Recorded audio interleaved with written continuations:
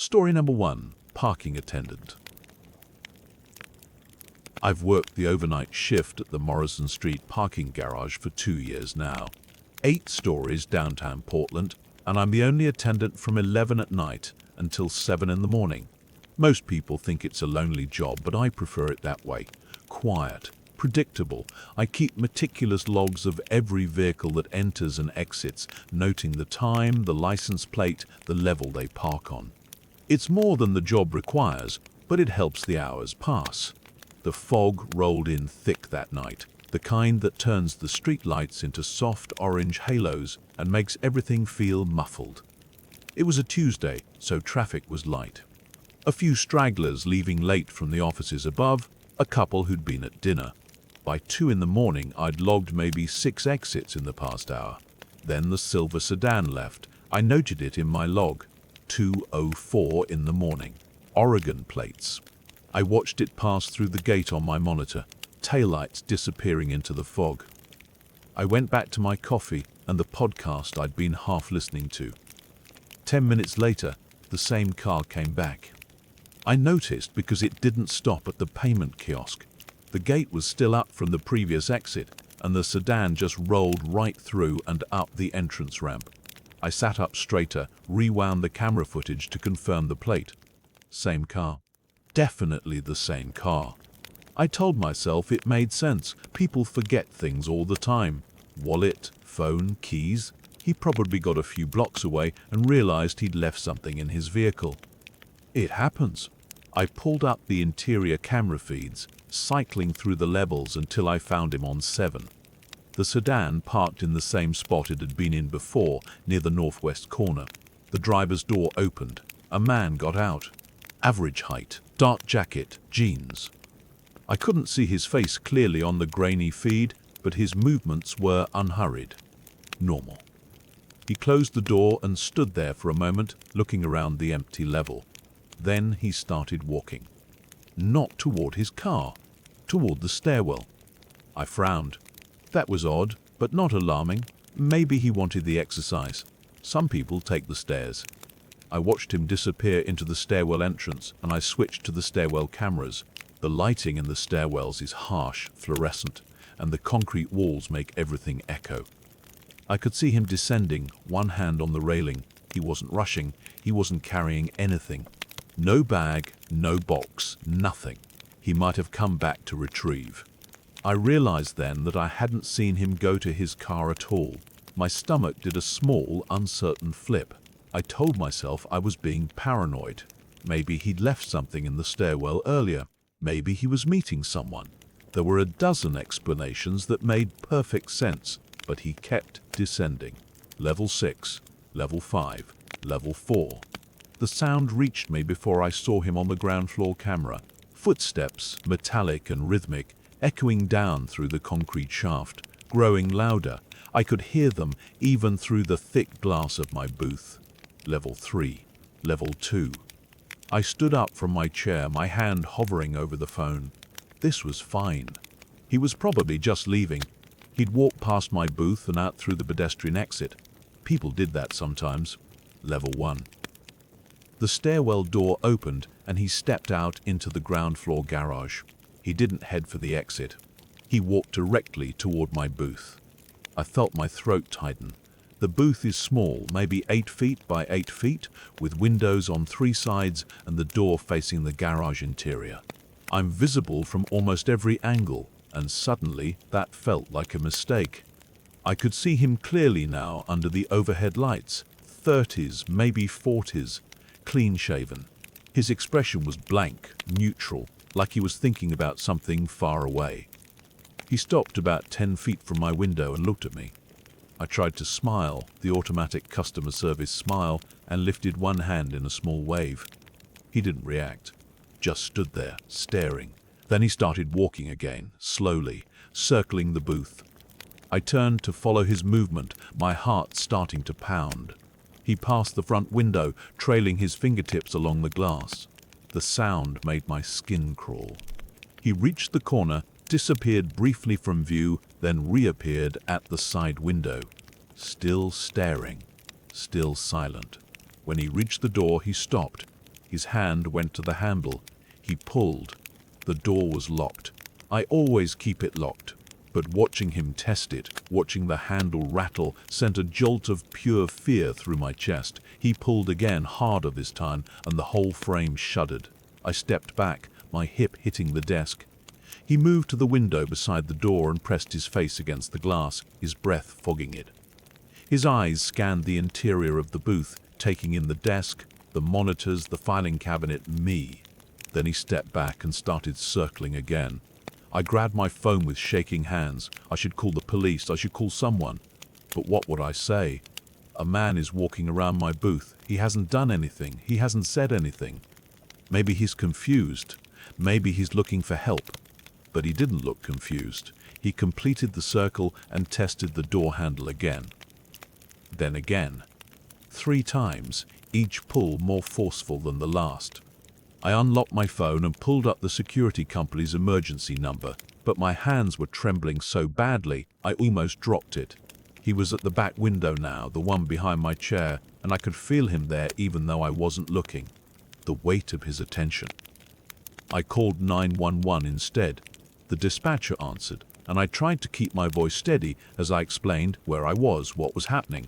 She told me officers were on the way. She told me to stay on the line.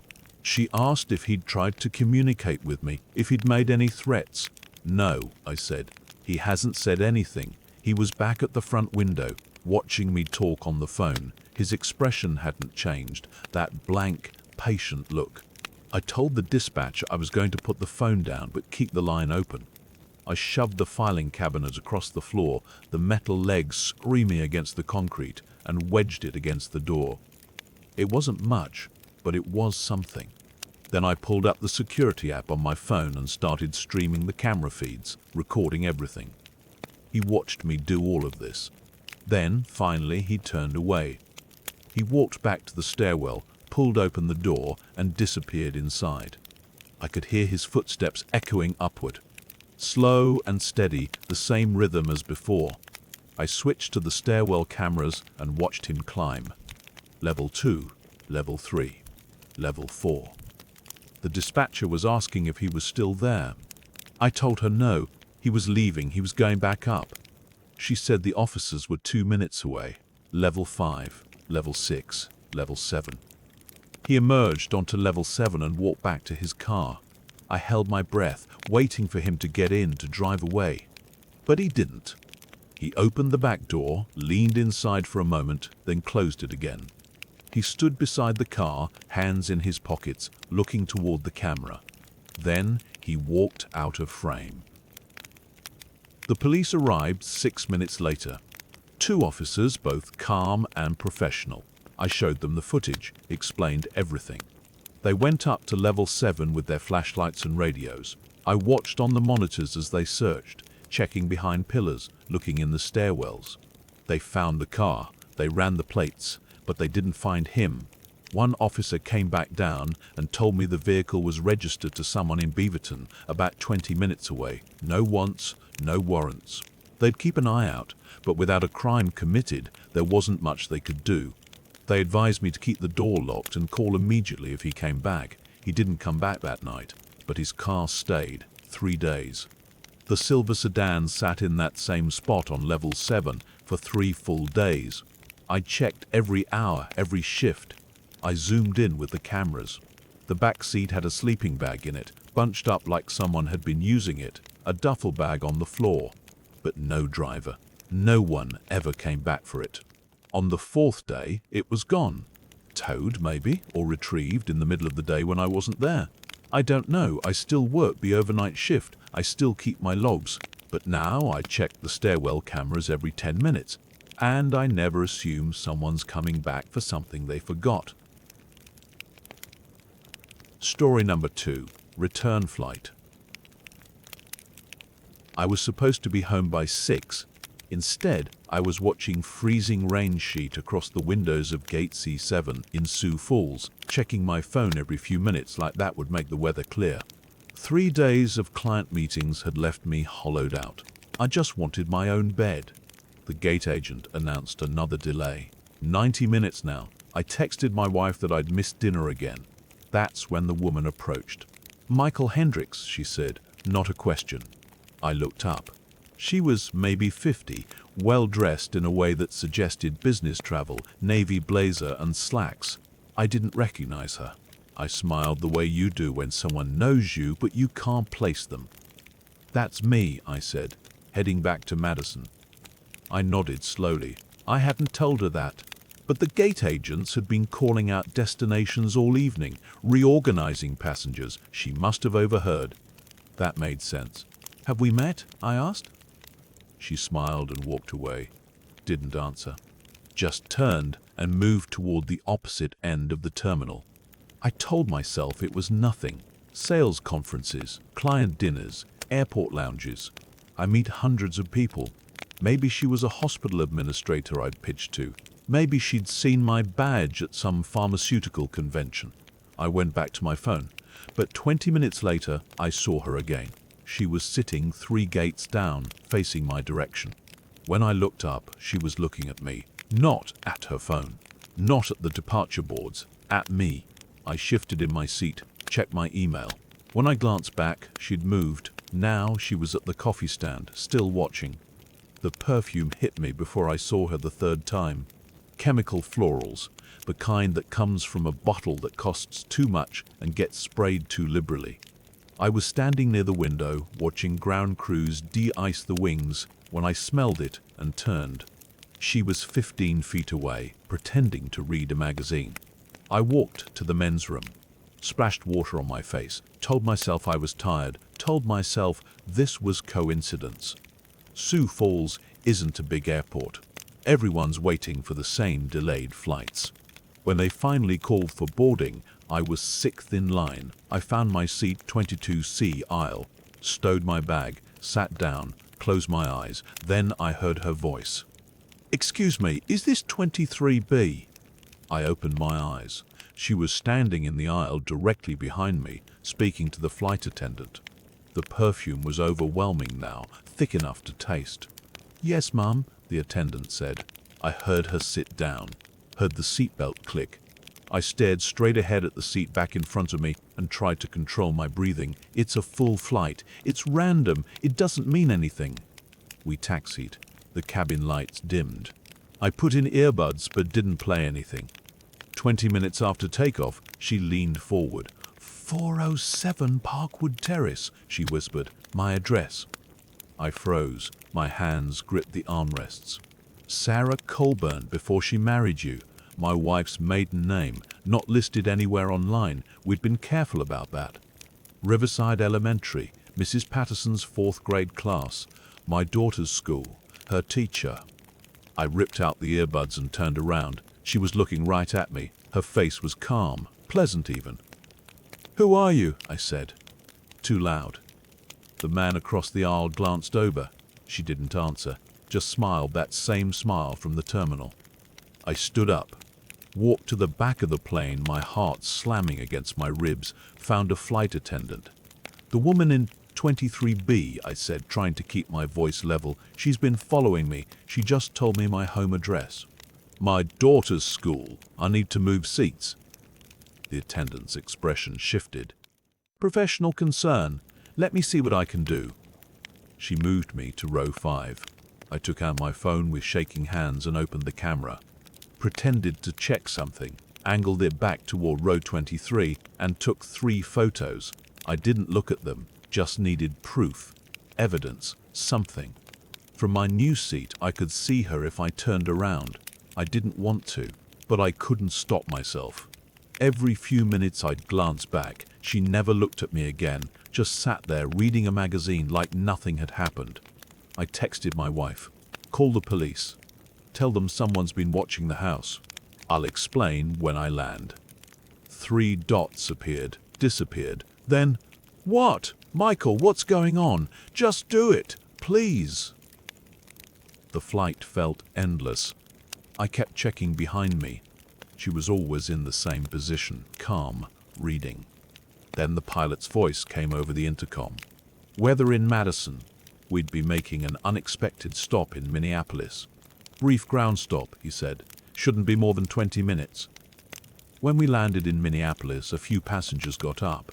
I watched her stand, watched her pull a small carry-on from the overhead bin, watched her walk down the aisle toward the exit. She didn't look at me as she passed. I felt something unclench in my chest. She was gone. Whatever this was, it was over. We sat on the ground for 30 minutes. New passengers boarded. Finally, we took off again. 45 minutes to Madison. I could breathe. When we landed, I waited for the crowd to thin, then walked back to row 22 to grab my jacket. I'd left it in the overhead bin above my original seat. I reached up, pulled it down, and that's when I saw the seat pocket, row 23B, directly behind where I'd been sitting. There was something inside. I told myself not to look, told myself to just walk away. I looked. 4 photographs, printed on regular paper, color, slightly pixelated like they'd come from a home printer. My house, taken from the backyard. The first showed the kitchen window, morning light. My wife's silhouette at the sink. The second showed the side yard, afternoon, my daughter's bike lying in the grass. The third showed the deck, evening, the grill, the patio furniture. The fourth showed my daughter's bedroom window, night. The light was on. I could see her desk, her bookshelf, the stuffed elephant she's had since she was 2. I stood there holding them, my hands shaking so badly the images blurred. The flight attendant asked if I was okay, asked if I needed help with my bag. I said I was fine. I walked off the plane. I walked through the terminal. I got to my car and locked the doors and sat there in the parking garage, staring at those photographs under the dome light. I called my wife. She didn't answer. I called again and again. She finally picked up on the 4th try. "Michael, what is going on? You're scaring me. Are you home? Is Emma with you?" "Yes, we're home. We're fine." "What?" "Lock the doors. All of them. Check the windows. I'm 20 minutes away. I drove 15 over the whole way. Checked the rearview mirror every few seconds. Saw nothing. When I got home, every light in the house was on. My wife met me at the door, Emma behind her, confused and frightened. I checked every room, every closet, the basement, the backyard. Nothing. The police came an hour later, took my statement, looked at the photos, asked if I knew who might have done this. I showed them the pictures I'd taken on the plane, but they were blurry, useless. You couldn't see her face clearly. They said they'd increase patrols in the neighborhood. They said to call if anything else happened. That was 6 days ago. Nothing else has happened. But I keep finding myself at the windows, checking the locks, looking out at the street, wondering if she's out there, wondering what she wanted, wondering why she stopped, or if she stopped. Last night, Emma said she heard something in the backyard. I went out with a flashlight, saw nothing. This morning, I smelled it. Just for a second, walking to my car. Chemical florals. I told myself I imagined it. Story number 3. Campsite 14. I pulled into campsite 14 a little after 3 in the afternoon. The drive up from Duluth had taken longer than I expected, but I was used to that. Northern Minnesota in late August meant road construction and RVs going 15 under the limit. I didn't mind. I had 4 days to collect water samples from the lake and document loon nesting patterns before the season ended.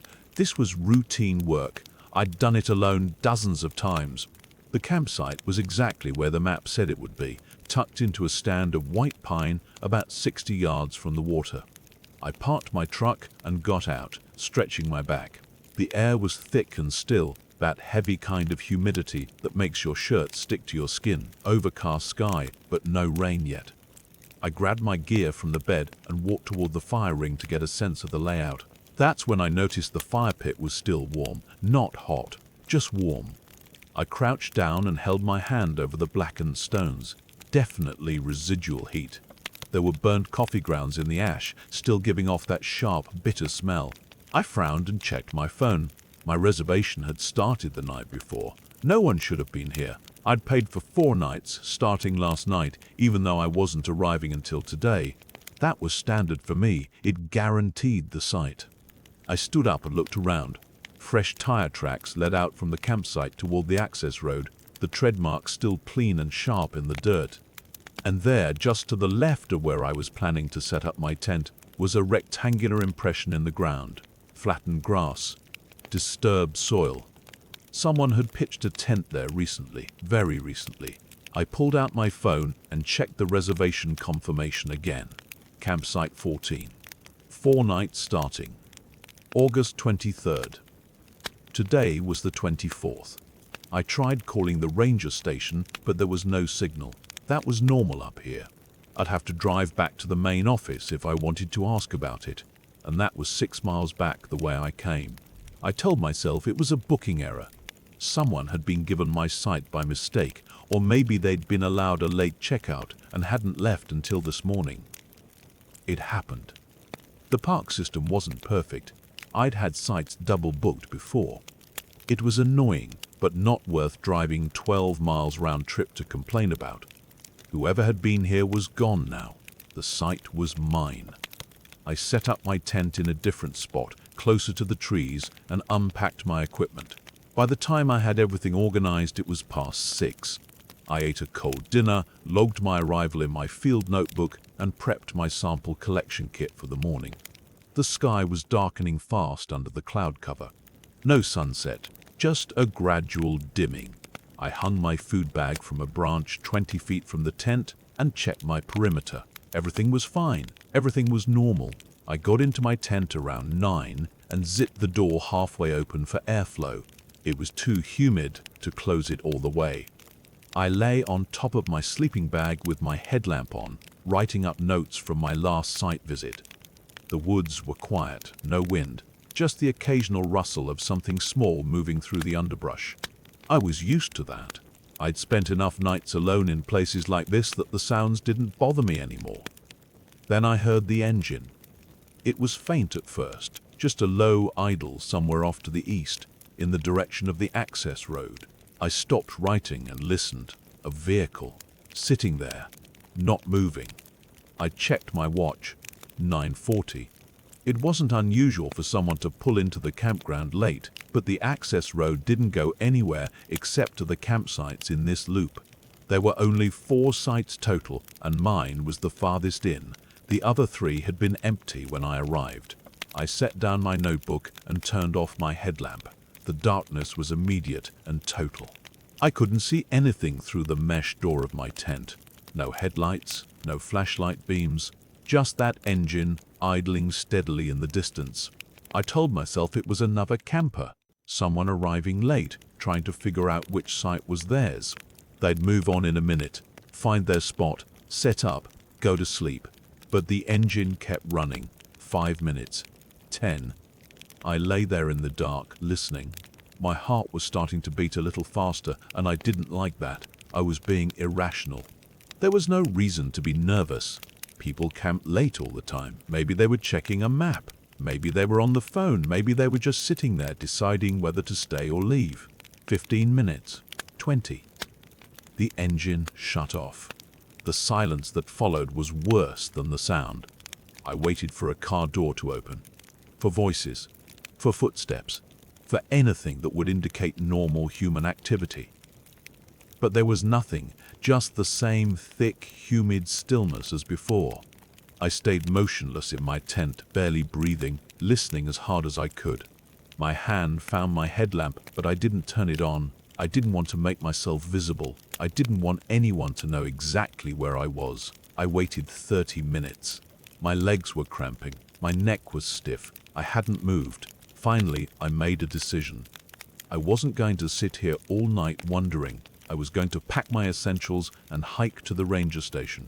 It was 2 miles, mostly flat, and I knew the trail. I'd done it in daylight yesterday during my site check. I could do it now.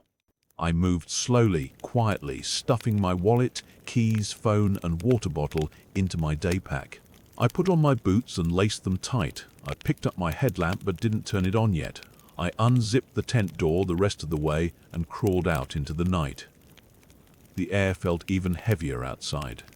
I stood still for a moment, letting my eyes adjust, then switched on my headlamp and started walking. I didn't look back. I just moved as quickly as I could without running, following the trail toward the main access road and then along the shoulder toward the ranger station. It took me 40 minutes. When I reached the station, the lights were on inside. I knocked on the door, and a ranger in his 50s opened it looking surprised. I explained the situation as calmly as I could. The warm fire pit, the tire tracks, the vehicle idling on the access road with no lights. He listened without interrupting, then nodded and radioed for another ranger to meet us. He told me to wait inside. I sat in a plastic chair and drank water from a cooler while he gathered a flashlight and radio. The other ranger arrived 10 minutes later, younger, maybe early 30s. They asked me a few more questions, then we all got into a parked truck and drove back to campsite 14. When we pulled up, my tent was still there, but the door was zipped shut. I stared at it. I knew I had left it open. I had crawled out and left it wide open because I wasn't planning to come back until morning, and I didn't care about bugs getting in. I knew that.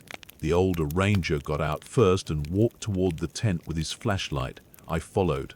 The younger ranger stayed by the truck, scanning the tree line with his own light. My spare boots were sitting at the entrance to the tent, side by side, neatly placed. I hadn't taken them out. They'd been inside, tucked in the corner with my extra clothes. The older ranger unzipped the tent and shone his light inside. My sleeping bag was still there. My gear was still there. But my field notebook was gone, the one I'd been writing in, the one I'd left lying open on top of my sleeping bag.